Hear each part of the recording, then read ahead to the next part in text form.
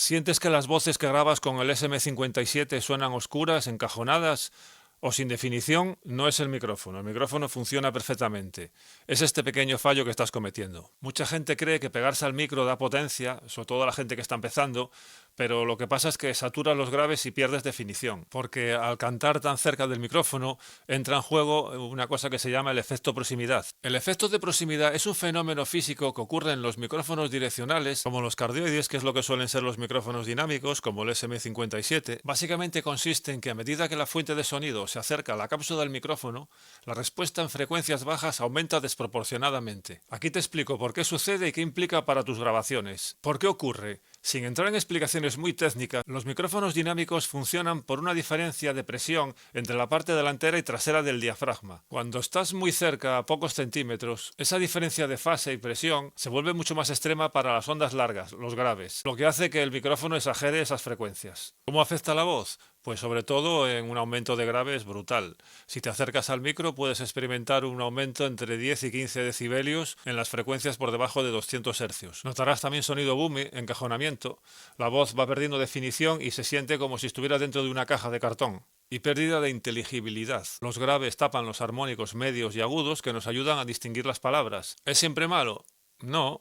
Simplemente es una característica del micrófono. Se puede usar de manera creativa también. Por ejemplo, los locutores de radio la utilizan para tener esa voz tan profunda y autoritaria.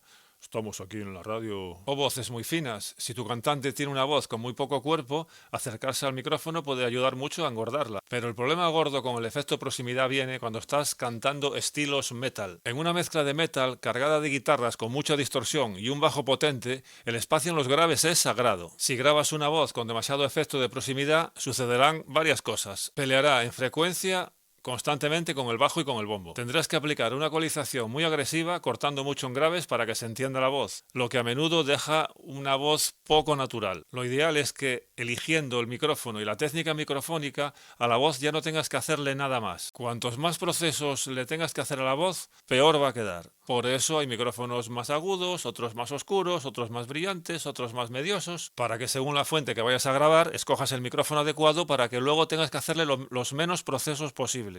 Y por último, el SM57 ya tiene de por sí un realce en medios agudos y si le sumas un exceso de graves por proximidad, el balance tonal se rompe. Ahora voy a configurar el previo para que podáis escuchar dos tomas, una grabada a 2 centímetros y otra grabada a 15 centímetros, para que podáis escuchar la diferencia.